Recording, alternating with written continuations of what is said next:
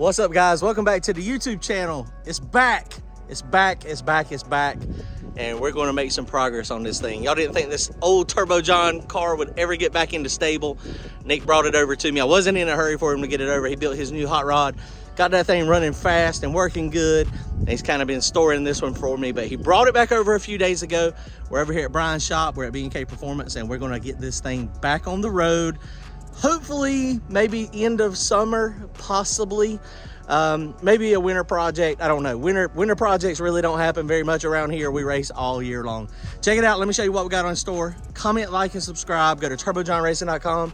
Grab yourself some merchandise. Thanks, guys. All right, guys. Well, super excited, man. The old hot rod has been altered intentions for a little while.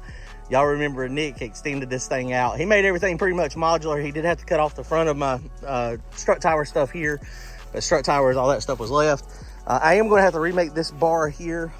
It's just a little bit, I think the length of this is perfect. But the way this comes out, it hits into the headlight buckets up here, which my front end is beat up. We left it here. He didn't need the front end because he wasn't going to use it, but my little lower valence and everything is kind of cracked up. Y'all remember this car.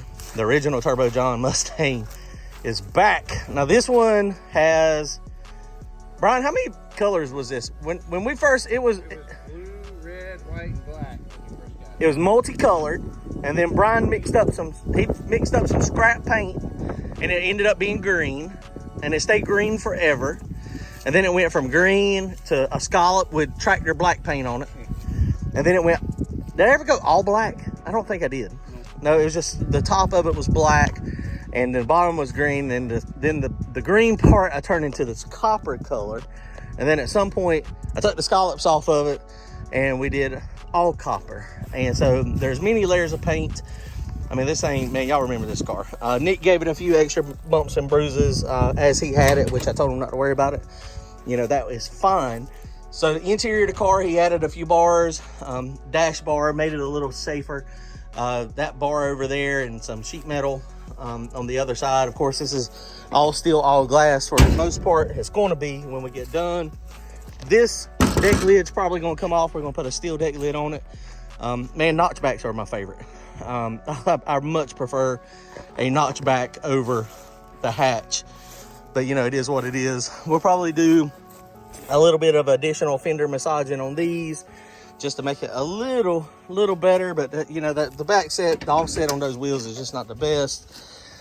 So this bar here, most likely I'll probably end up cutting out. Probably going to cut out the funny car cage and make this thing. The plan is to make it into a drag and drive car. Nick did weld up some stuff up back in the back here as well. Seats, of course, not mounted in here. So I'm gonna be taking that seat out. This seat will probably get chunked in the trash or either thrown away or thrown in Brian's pile to reuse it later. You know, that I need to put that same big hole right there, I need to put in my new car, because that is where you adjust the transmission, the band adjustment. Makes it much easier to do it from up here. But all steel, all glass is the plan. These doors are heavy, roll up windows. It still ain't gonna be pretty. It's not gonna ever be a pretty show car, guys. I mean, it's just not, that's not my style, right? So we are gonna keep it this same color. This, it's actually called antique copper. It's brown essentially, but we're gonna, we'll trim it all out, get it looking good, put the brakes back on it. These are just 10-way struts. Like I said, I gotta modify this. Basically what I'll have to do is cut this off from here to here and just move it back. We'll have to put the front end on it and then go here. We do have another front end. It's a front end that come on the old car that I had that I sold. So he didn't use that. So we'll stick the better front end on it. So the hole in the fender that everybody used to give me crap about all the time is officially going to be gone. So I don't know, maybe we should put the hole back, the fender with the hole in. Come on. Brian don't think so. So it's coming back, guys. It is going to be powered by a LS motor. We're going to do a very budget friendly, very budget friendly. It's going to be a motor that is similar to Mike's. My buddy Josh over there has got the dyno. He's got a bunch of LS's. So he is going to cut me a deal on LS. We're going to have a 5.3 Gen 3 crank, Gen 3 block. We're going to have Gen 4 rods, Gen 4 pistons.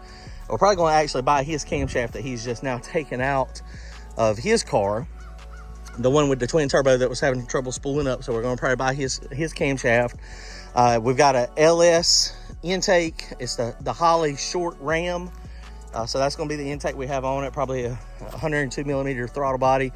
Haven't decided what turbos we're going to go with yet. It may be naturally aspirated. It's going to be Terminator X, Power Glide, maybe naturally aspirated for a little while. I've got a belt drive fuel pump already for it. We got to start getting parts and pieces for this thing so we can do it as a drag and drive car. Man, I'm excited. I am super excited. Look, it cut my chain off. Oh no, that's my limiters. I have to put real limiters on it. Actually, I might not even need limiters because this thing's, it's only gonna be certified to go 850. Just a regular little 10-point cage. Man, I am stoked. I am super excited.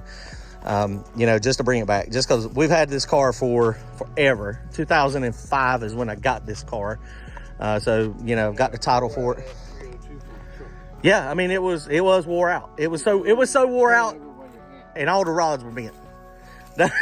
I went to sell that motor, and yeah, which it run good. It went 580s back in the day. That was the fastest stock block back in the day. Stock bottom end. It was stock crank, stock rod, stock pistons. I don't remember what heads I had on. I think I had trick flow heads on it. No, I don't remember. I don't remember what heads were on it. God, that was a long time ago. Yeah, I don't remember that. That was in 2005, because that was when I met Kelly. I don't remember, but it run good. And then I took that out, put a 350 in it, and then I've been small block Chevrolet ever since. It's been different versions of small block Chevrolet ever since, but that's what we got. So small block LS is going to be homed in this one. LS motor, budget oriented, budget build. You know, Dig or Die's got a new class now, small blocks with a -4 nitrous line. I guess it's okay if TurboJohn has a nitrous car. I assume that'd be okay. Turbo nitrous, John. No, it ain't gonna be. Okay, what am I thinking? It ain't gonna be nitrous. It's gonna be turbo. It's gonna be turbo E85, non-intercooled, so we can't go too fast. But man, I'm excited. All right, guys, well, check it out. Just wanted to give y'all an update on the car. A lot of people have asked when I was getting my car back. I got it back, and we're gonna be driving it soon. Later, guys. See y'all.